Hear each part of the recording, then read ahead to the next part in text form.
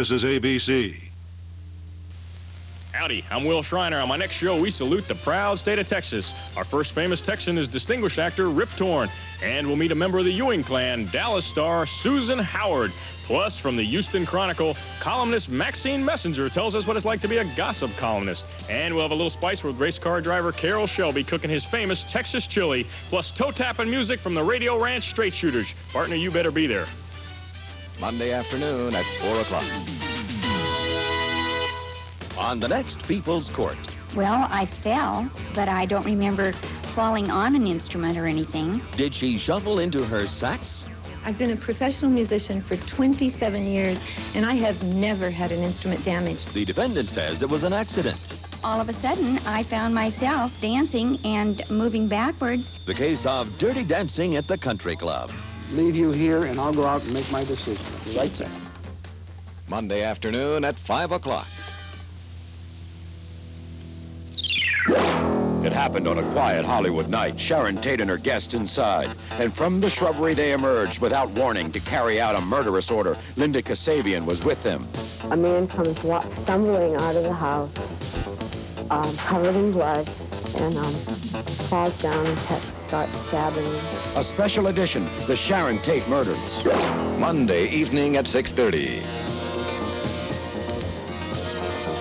Linda Schactler, weeknights at 5:30 and 11. From ABC News, The Weekend Report, here's Jeanne Meserve.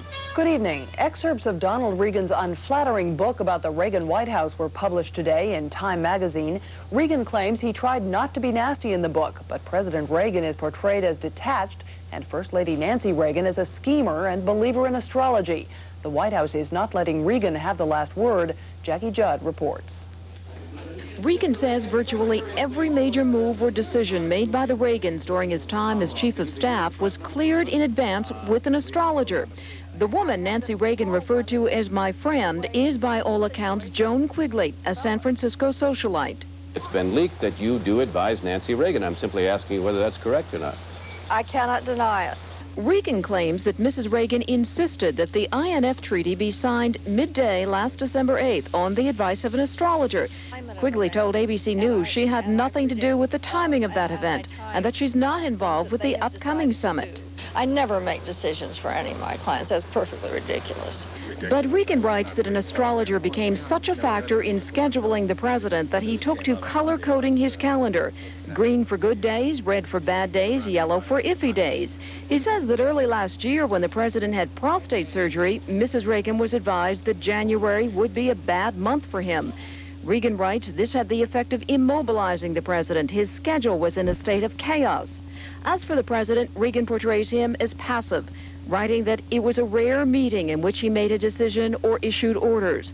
The White House issued an angry statement about the Reagan book, saying vindictiveness and revenge are not admirable qualities. Reagan's attempts to defame the First Lady on Mother's Day, no less, are certainly in that category. There is, of course, an element of revenge to all this. The former chief of staff feels the First Lady helped orchestrate his ouster, but Reagan says he tried